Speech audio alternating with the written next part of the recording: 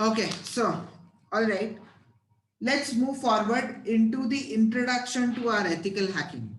Okay, what are the terminologies which we use in ethical hacking? So, what do we have to know before getting into our ethical hacking? What are the intros? What is the introduction? So, first thing, what is hacking? So, you all know hacking is nothing but compromise or gaining unauthorized access to digital devices such as computers, smartphone, tablets, or entire network.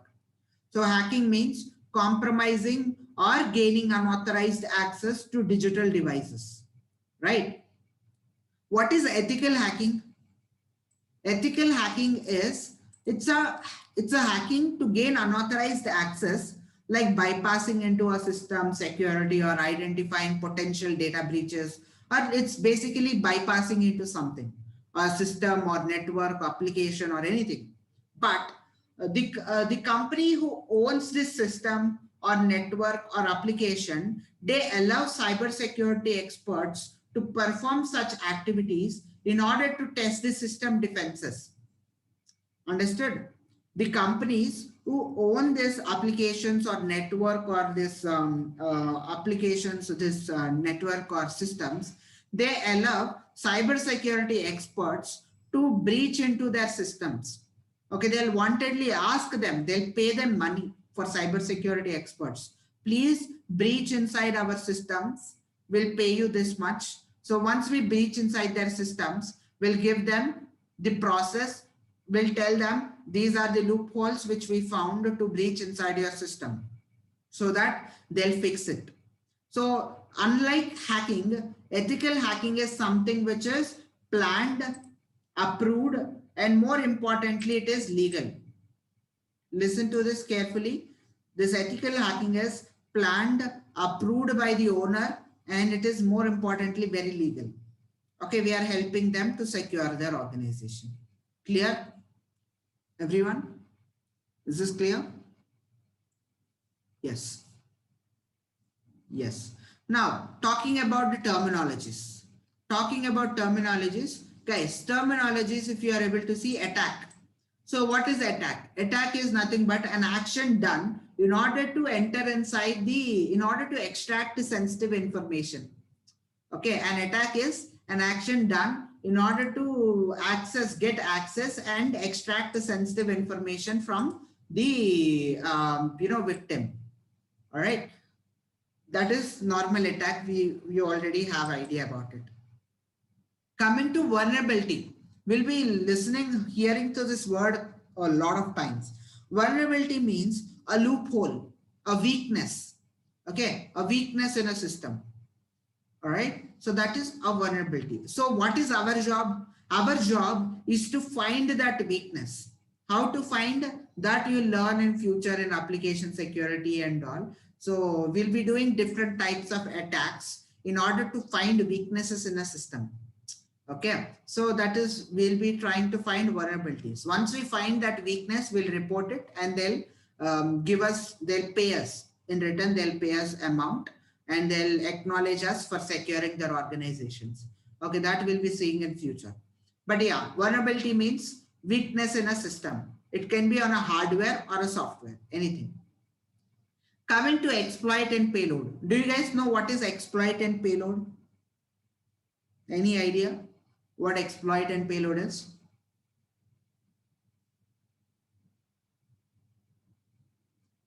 Any idea, guys?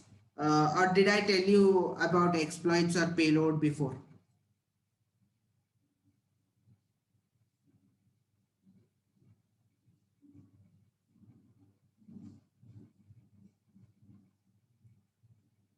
Payload means data. Okay. All right, I'll tell you. To explain this carefully, I'll take one example. I'll take one example and I'll tell you. Do you know tranquilizer? Do you guys know tranquilizer?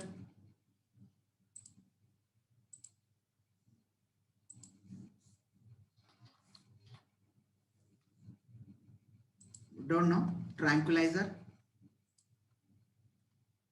Yes or no? Do you know tranquilizer?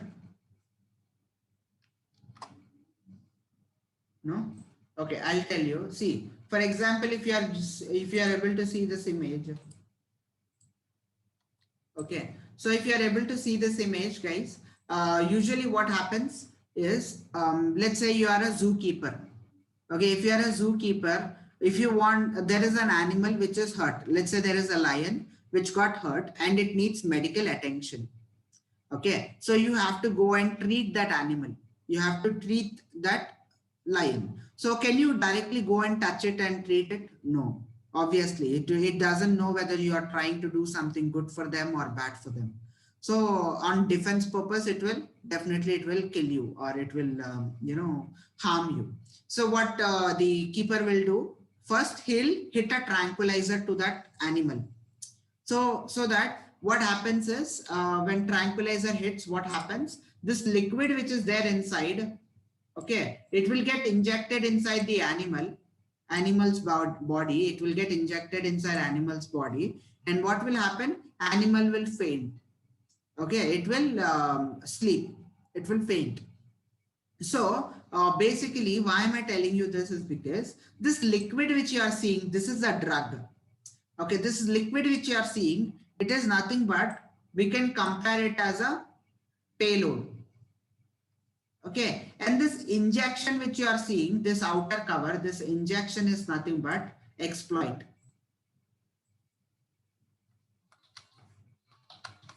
Payload, exploit. So our victim system is an animal for us. So this payload is nothing but, this drug is nothing but malicious code which we write. Depends. Okay, any malicious code. So what we do, we use exploit in order to take this malicious code, and we'll inject this inside system in order to get access of it. Clear? Got it? Yes. All right, perfect. So that is about payload and exploit. So I hope it is clear for you. Now coming to malware. So malware is nothing but, it's a malicious it's a malicious software which has intent to harm the device. Okay, it can be it can harm a software or it can harm a hardware. A malware is a malicious content. It has intent to harm a software or a hardware. Okay, so mainly malwares are used to get backdoor access. Mainly malwares are used to get the backdoor access. So what is backdoor access? Backdoor access, I just told you right now, when we are discussing about commands. In future, when you hack someone's device, when you hack some web servers and all, you'll be getting an access, shell access, okay, a backdoor access to your victim. So it's a hidden entry. It is a hidden entry to the computing device, to your victim. It's a hidden entry. Victim will not know someone is accessing their device, but in backend you will be able to do a lot of things with your victim. Okay, a hidden entry to your victim, a trap, backdoor is. Talking about hack value is simple. Hack value is nothing but it is a worth of doing something. Okay, it's a notation which we use to it's like for reputation for the hacker. A hack value is, okay, notation among hacker used in order to, it's like a reputation for the hacker, hack value. And next thing is, we have zero-day attacks. So do you guys know what zero-day attack is? Any idea what zero-day attack is? Any idea, guys? Zero day?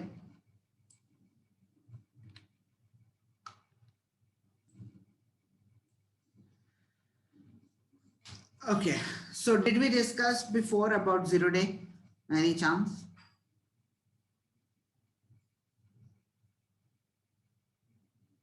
We didn't discuss previously about zero day?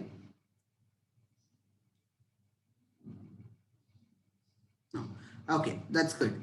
All right, I'll tell you about zero day now. So zero day attack is like COVID. Okay, it's like COVID. For example, in real-time world, if you see, we got many types of viruses in market, right? In real-time scenarios, we got many kinds of viruses. Before we had smallpox, typhoid, and all kind of viruses.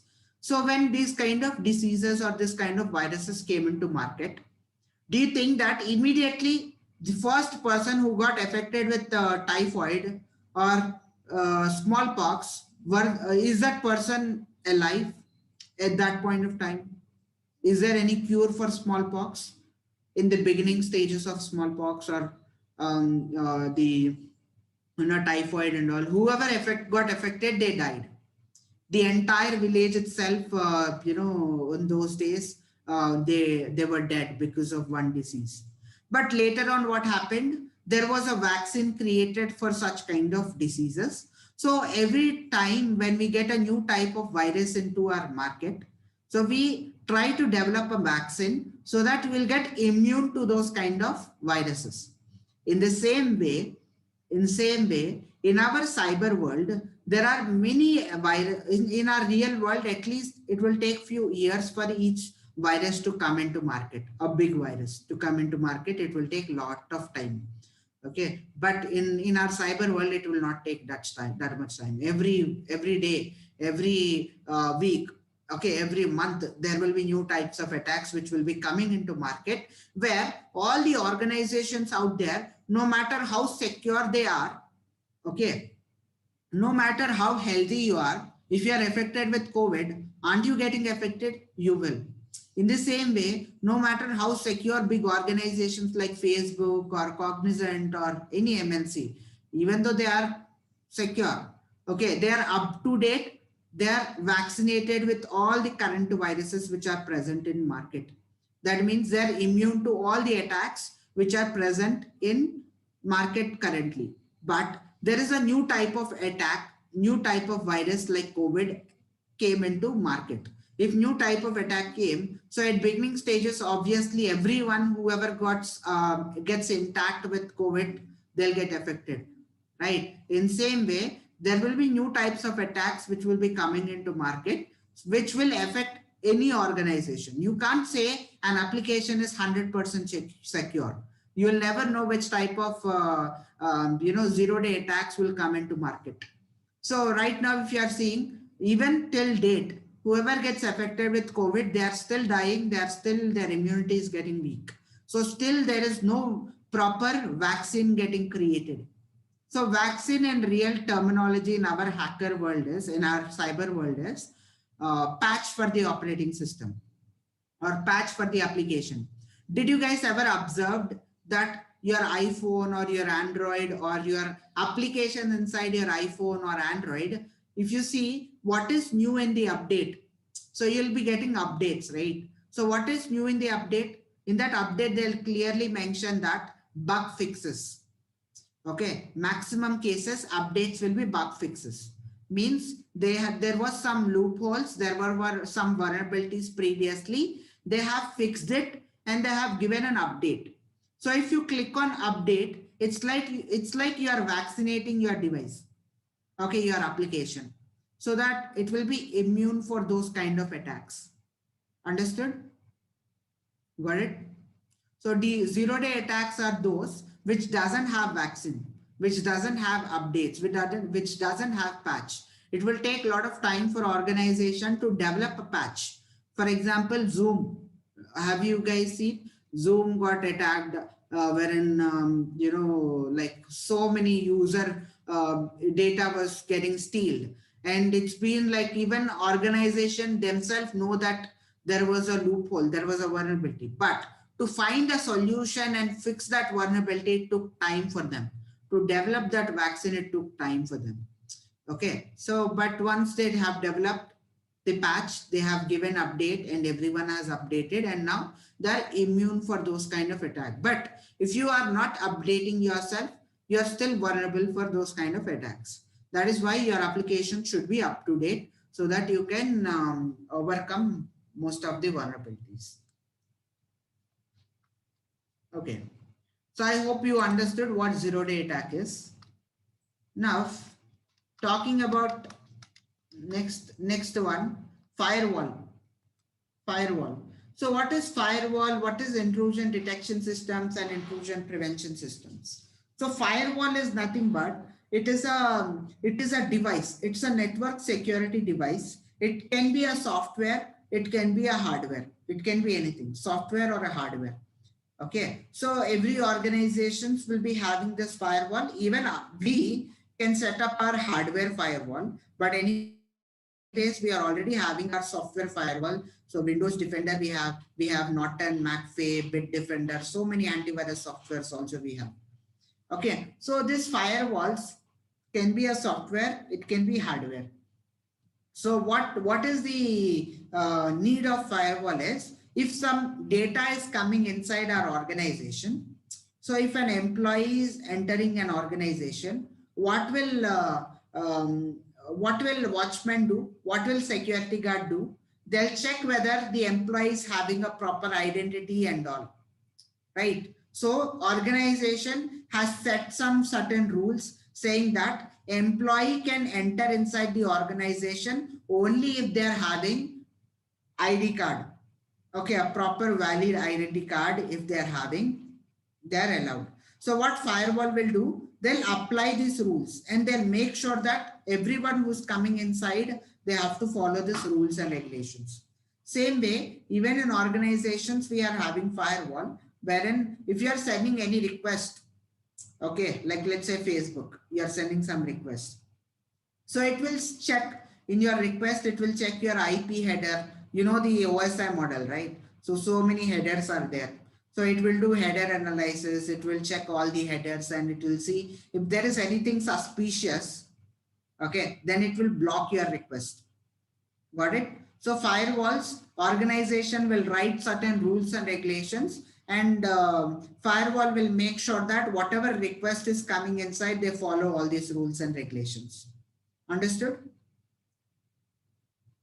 Yes or no?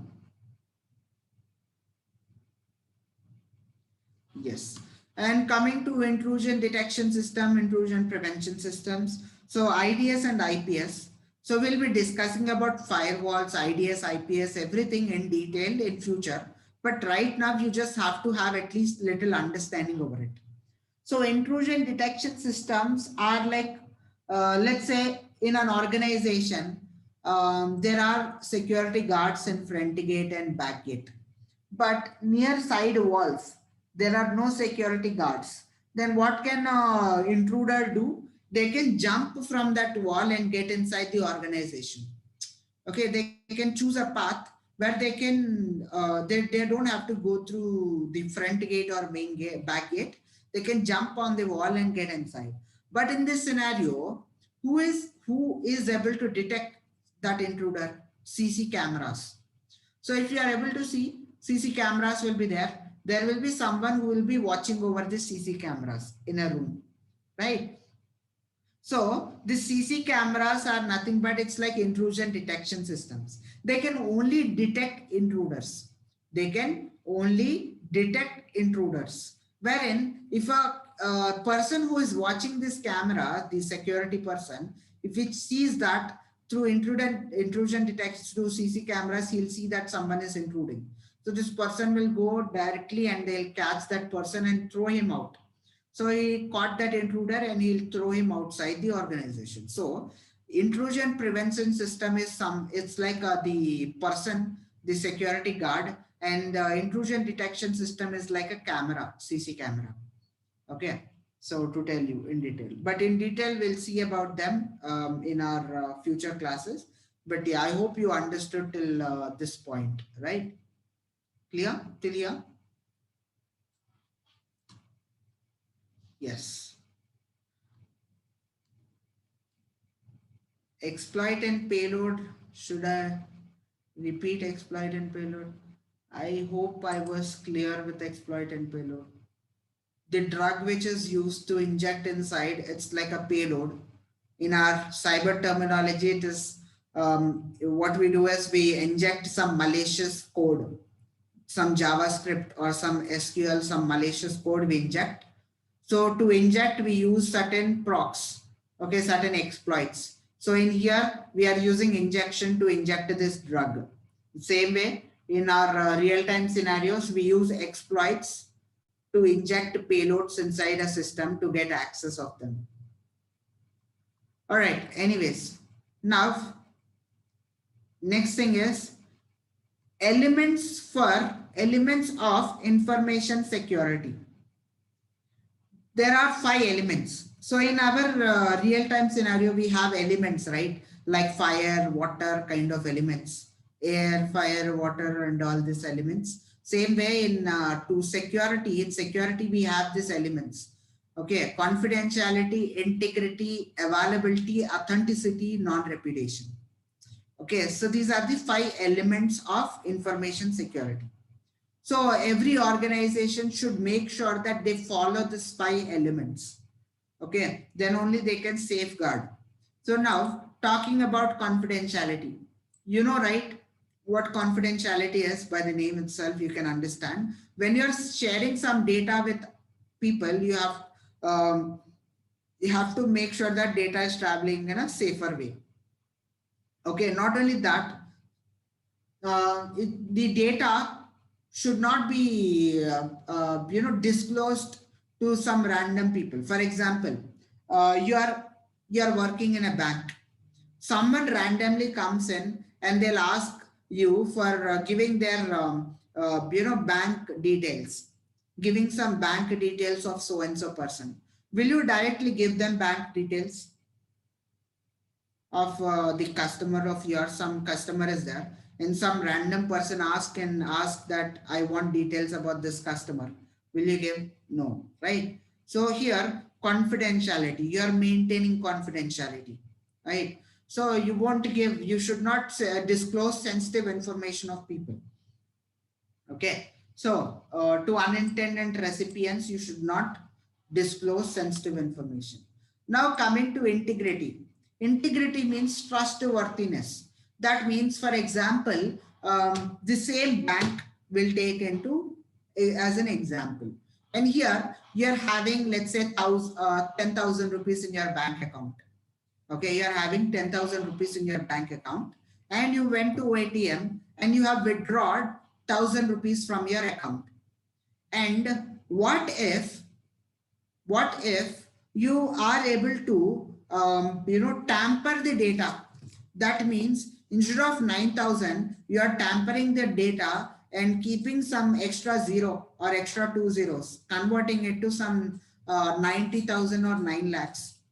Okay, you are converting it to some 90,000 or 9 lakhs. So in this scenario, what are you going to do? Obviously, banks will not allow. So you cannot actually change that 9,000 balance to 90 lakhs or 90,000, right? That's not possible. So you have to maintain, the banks will be maintaining the integrity. So no one can tamper the data. Okay, no one can tamper that data. So that is integrity. We have to maintain integrity. If you are maintaining a bank or any organization, maintain the integrity so that not a random person can come and tamper data. And talking about availability. Availability means, and let's say same bank example. So in here, even the banks are closed 1 day or 2 days per week, ATMs are open 24/7. So even though banks are closed, you can still do online transactions. You can still go to ATM and withdraw money, right? So what it is for customers, it is 24/7 available. Got it? It is available 24/7 for customers. So availability is also important, okay, for an organization. And coming to authenticity. Authenticity means, it's not that I can go and access your bank account and take money, right? It verifies whether you are actually the card holder. Okay, actually your bank account holder, they'll verify, and then only they'll give access to you. Otherwise they can't, they'll not give. Okay, so it's not that I'll just type your bank account number and I'll get access. No, right? I have to type your password, I have to type OTP, everything. and then only I'll get authenticated and I can, use that account of mine. And then non-repudiation. Non-repudiation means, let's say someone will pay you in check. Okay, they'll sign and they'll give you. And it's not that after you posting it in bank, it's not that they can't deny that it's not my check. The owner of the check cannot deny that it's not that check because the check number belongs to him and he also signed it, everything is there. So non-repudiation. So assurance that someone cannot deny the validity of something. Got it, guys? Understood? All the 5 elements for an organization to maintain? Yes, clear. Right. Now, let's move forward. Let's move forward into our next thing, that is security triangle. Okay, this is called functionality, usability, functionality, security, and usability triangle. Okay, this is called functionality, security, and usability triangle. I'll explain about it.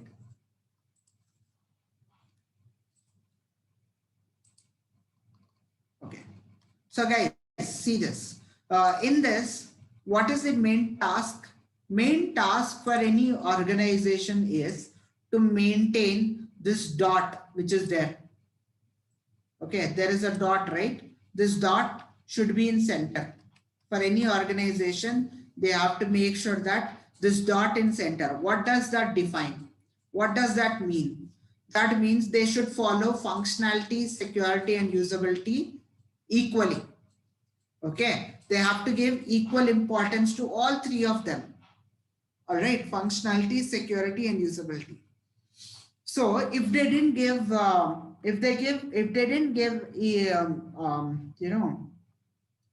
equal preference to all these 3, what will happen?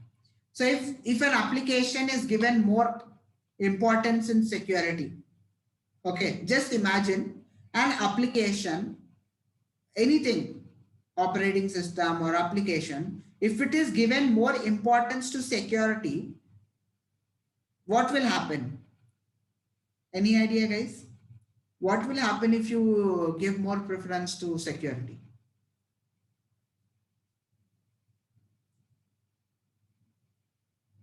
Need answers? Users get problem. What problems? Yeah, exactly. Functionality reduces. Okay, because if we want to improve our security, we cannot give much functionalities, but usability also decreases. Why? Because, for example, I'll log in inside application. Again, it will ask me for password. It will ask me for OTP. Okay, a lot of security features are involved and a lot of restrictions for users. So usability will reduce. That means ease of use. Okay, how easily can users access? So obviously usability will reduce for users because more security, that means more complications, like more authentications, or every 15 minutes you have to log in inside your account and you have to give OTPs. All those things will come into. So if I concentrate only on security, I have to compromise on usability and functionality. So do you know who did this mistake? Windows operating system, mobile operating system. They have concentrated on security and they didn't allow any application. So users felt it very difficult to understand that operating system, and functionalities were very less. Are you getting it? Getting the logic behind it? Got it? Yes. Okay. So security, if they concentrate more on security, they have to compromise on usability and functionality. If they concentrate more on usability, that means that company wants user to have easy access. That means obviously they have to compromise on security, and functionalities will also be there. So a lot of functionalities. So for example, what they'll do, they'll include all types of operations. Like let's say there is an application. See, for example, there is Indian Airways, and there is, so let's say bus bookings, railway bookings, and some other booking, flight bookings are there.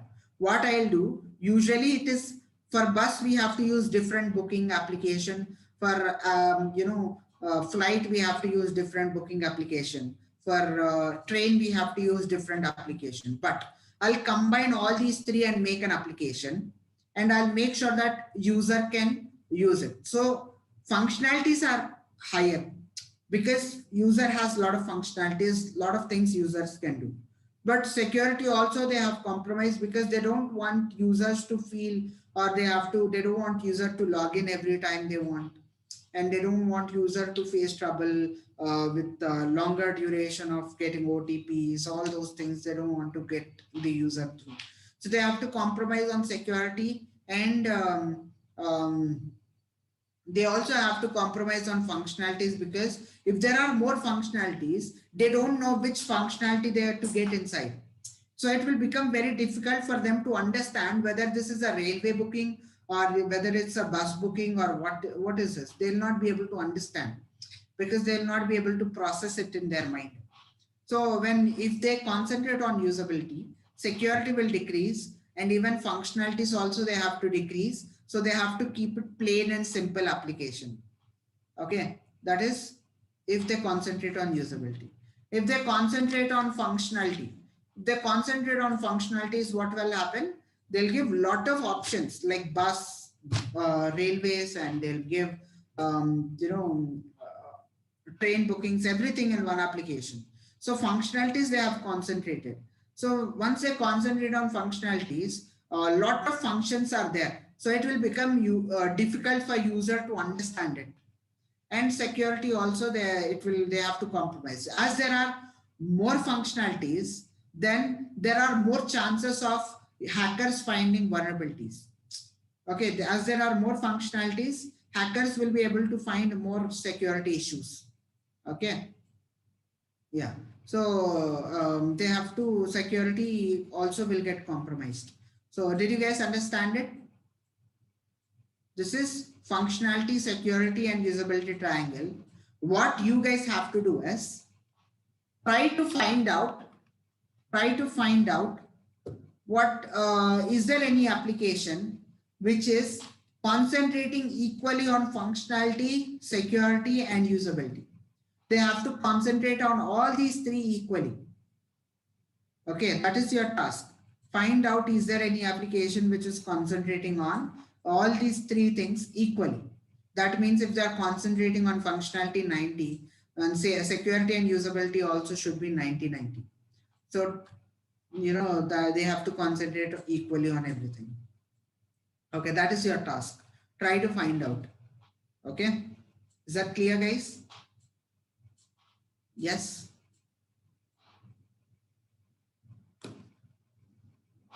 All right. So yeah, this will be it for today. So in next session, what we are going to do is, no, Facebook is not, it's a wrong answer. Do research first. Try to Google them and do. Even the, about the information security elements which I spoke about, also go through a CIA triad: confidentiality, integrity, and availability. Okay, CIA triad. Even authenticity, confidentiality, integrity, and authenticity or availability. Go through the CIA triad a little bit to understand more. Okay, so company will be following the CIA triad. CIA triad or triangle or triad. So what is confidentiality, what is integrity, and what is availability? Okay, just go little more. What is CIA triad and how is companies following this? Okay, try to follow them. Try to go through it. So try to go through CIA triad, and one more triangle is security, functionality, and integrated security, functionality, and usability triangle. Okay, and find out which one is using all these three. Okay. Is that fine, guys? Yes. Okay. All right, guys.